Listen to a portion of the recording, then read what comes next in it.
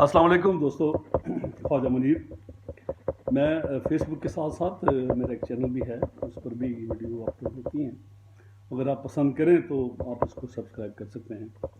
हमारे एक दोस्त हैं जाहिद साहब, जो फेसबुक के दोस्त हैं, तो उन्होंने कहा जी जो बेसिक इकोनॉमिक्स की टर्म्स इस्तेमाल होती हैं, बराह करम हमें उस पर कुछ थोड़ा सा आप बताएं, ताकि जो आम आदमी है, इवन जो स्टूडेंट्स हैं, तो उनका जो क्लियर हो जाए, उनका जो माइंड है उस सिलसिले में। तो आज हम छोटी सी वीडियो अपलोड कर रहे हैं। सबसे पहले है ग्रॉस नेशनल प्रोडक्ट के खाम कौमी पैदावार।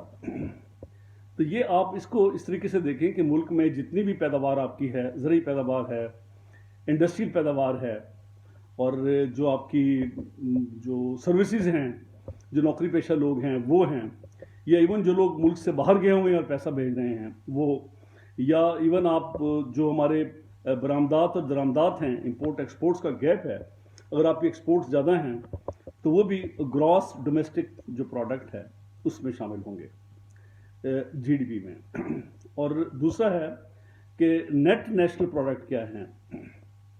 नेट नेशनल प्रोडक्ट से मुराद ये है कि जितना भी आप मशीनरी इस्तेमाल करते हैं उसमें जो घसाव होता है, ये डेप्रिसिएशन होती है। फर्स्ट की आप एक टेक्सटाइल इंडस्ट्री लगाते हैं तो उसकी मशीनरी की लाइफ 10 साल है, तो आप हर साल 10% अलहदा रखते हैं अपनी उस साल की आमदनी में से, ताकि 10 साल के बाद हम उस मशीनरी की इक्वलेंट प्राइस जो है ना वो हम हमारे पास हो, ताकि हम एक नई मशीनरी लगा सकें। या इवन अगर आपके पास ट्रैक्टर है खेतों में काम करने के लिए, और ट्रैक्टर भी नेचुरली 7-8 साल बाद, 10 साल बाद अगर उसमें वो ख़राब हो जाता है या वो इस्तेमाल के काबिल नहीं रहता, तो इंटेलिजेंटली आपको हर साल 10% या 5% जो भी उसकी डेप्रिसिएशन है, ये घसाव के हैं, उसे मशीनरी का घसाव भी कहते हैं। जो उसका घसाव है उसको आप सेपरेट कर लेते हैं ताकि 10 साल बाद आप एक नया ट्रैक्टर ले सकें। तो वो अगर आप माइनस कर लें अपनी डोमेस्टिक प्रोडक्ट से, जो आपने खाम आपका जो कौमी पैदावार है उसमें से ये माइनस कर लें डेप्रिसिएशन को, तो ये फिर आपकी नेट जो है ना वो आपकी मुल्क की पैदावार होगी।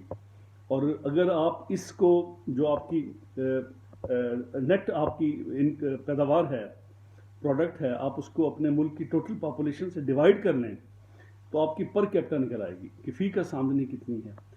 उस स्टैटिस्टिकल डाटा से आप ये तसव्वुर कर सकते हैं कि आपका मुल्क कहाँ फाल करता है, दुनिया भर के मुल्कों में आपका मुल्क कहाँ फाल करता है। नेचुरली उसमें जो बहुत अच्छी जिनकी पर कैपिटा इनकम है तो वो उनकी मुल्क में खुशहाली ज़्यादा होगी। फिर मिड टेयर आता है, फिर उसके बाद ऐसा टेयर आता है जैसे हम लोग हैं, अफ्रीका के लोग हैं कुछ, जिनकी जो पर कैपिटा इनकम है बहुत कम है। एक और टर्म इस्तेमाल होती है कि वो आपकी जो आपका जो ट्रेड डेफिसिट है ये क्या है, तिजारती खसारा क्या चीज़ है। ये भी बहुत सादा सी बात है कि आप जो इंपोर्ट एक्सपोर्ट कर रहे हैं, अगर आपकी इंपोर्ट ज़्यादा हैं, जैसे कि पाकिस्तान में इस वक्त 70 बिलियन प्लस इंपोर्ट हो रही हैं, जबकि हमारी जो एक्सपोर्ट्स हैं ये 30-32 बिलियन हैं, तो ऑलमोस्ट हमारे पास कोई 40 बिलियन का खसारा मौजूद है ऑलमोस्ट। तो ये इसे तिजारती खसारा कहेंगे। तो ये अकाउंट मेंटेन करता है स्टेट बैंक। एक और है जिसे करंट अकाउंट खसारा कहते हैं, या चालू अकाउंट का खसारा भी कह सकते हैं। वो उसमें जो आपका तिजारती आपका डेबिट क्रेडिट है, इंपोर्ट एक्सपोर्ट, वो भी आ जाता है।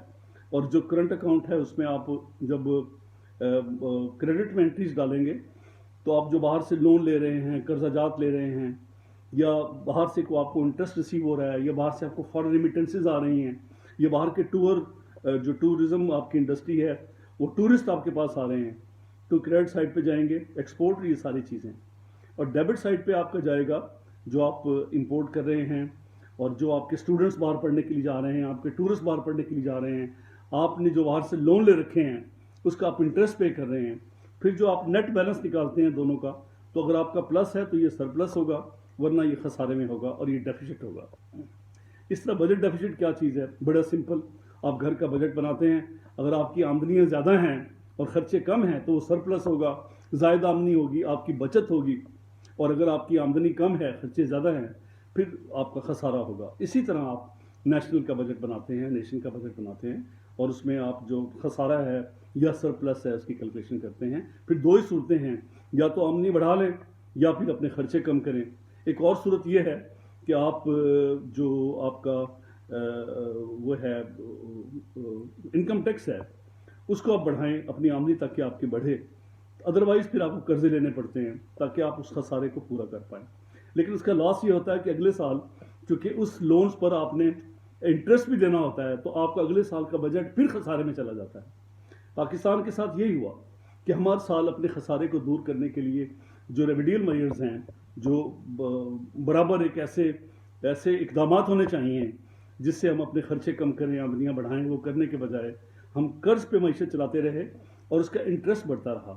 اور ابھی پوزیشن یہ ہے کہ ہمارے پاس صرف قرض کے بعد جو ہم قرض کی قسط دے رہے ہیں وہ، اور نیشن کو چلانے کے لیے ہماری جو اسٹیبلشمنٹ کی تنخواہیں ہیں وہ دینے کے بعد ہمارے پاس کچھ نہیں بچتا اور ہمیں پھر دوبارہ قرض لینا پڑتا ہے. اس طرح پھر آپ ڈوبتے چلے جاتے ہیں.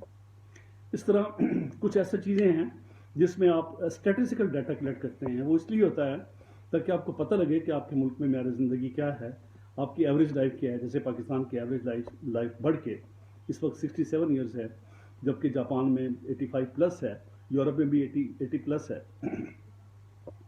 ایک اس میں یہ یوں سمجھ لیں کہ ایک قسم کا یہ آپ یہ چیک کرتے ہیں کہ اس ملک میں جو انسانی زندگی ہے اس میں جو اس میں کتنی بہتری آئی ہے. اس ڈیٹا سے آپ چیک کرتے ہیں. پھر دنیا بھر میں جو NGOز چیک کرتی ہیں کہ اس ملک میں جو ٹرانسپیرنسی ہے یا آپ کے ہاں جو کرپشن کا معیار کیا ہے، نیچرلی وہ بھی اس کا ایک معیار مقرر کرتے ہیں اور ہر سال اس کو جب اناؤنس کرتے ہیں تو آپ یہ چیک کر سکتے ہیں کہ ہمارے کون سے ادارے زیادہ کرپٹ ہیں تاکہ ان کو آپ بہتر کر سکیں، یا ہم دنیا میں کہاں فال کرتے ہیں اور ہم کس جگہ پر کھڑے ہیں.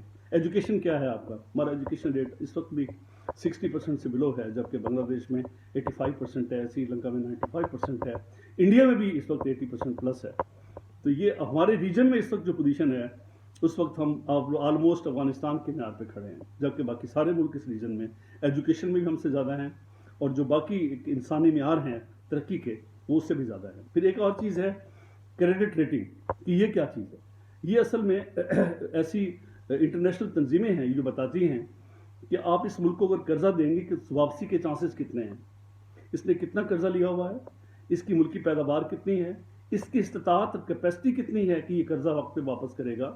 اس کے مطابق آپ ڈٹرمن کرتے ہیں کہ اس کی جو کریڈٹ ریٹنگ ہے کیا ہے، اور نیچرلی جو کریڈٹ دینے والے ہیں اس ریٹنگ کو چیک کرنے کے بعد آپ کو قرضہ دیتے ہیں. اور اگر آپ کی ریٹنگ گر رہی ہے تو آپ کو زیادہ ہائر ریٹ پر قرضہ ملنا باہر سے ملتا ہے. اس لیے ہماری کوشش ہوتی ہے کہ ہم ورلڈ بینک سے یا IMF سے لون لیں جن کا جو انٹرسٹ ریٹ ہے وہ بہت کم ہے، اور جبکہ باقی جو ایجنسیز ہیں یا باقی جو ملک ہیں وہ یا باقی جو پرائیویٹ ادارے لون دینے والے ہیں وہ کریڈٹ ریٹنگ کے مطابق آپ کا جو انٹرسٹ ریٹ ہے وہ بہت بڑھا کے دیتے ہیں. اس لیے پاکستان کی کریڈٹ ریٹنگ اس وقت مسلسل گر رہی ہے، اس لیے کہ ہمارے پاس فارن ریزرو نہیں ہے اور آگے چل کے جو ہماری کیپیسٹی ہے ری پیمنٹ کی وہ بھی کم ہو رہی ہے. امید ہے کہ آپ جو بنیادی چیزیں ہیں وہ آپ اس میں ہم نے ڈسکس کر لی ہیں. کوئی ایشو ہو تو آپ کمنٹس پہ لکھیے گا، یا کوئی اور چیز آپ کے ذہن میں ایسی آتی ہے سیاسی طور پر یا کوئی اکنامکس کے حوالے سے یا کوئی ہسٹوریکل کو آپ کو ایسا کوئی سوال آپ کے ذہن میں ہے تو خواجہ منیر از دیئر، میں حاضر ہوں. بہت شکریہ.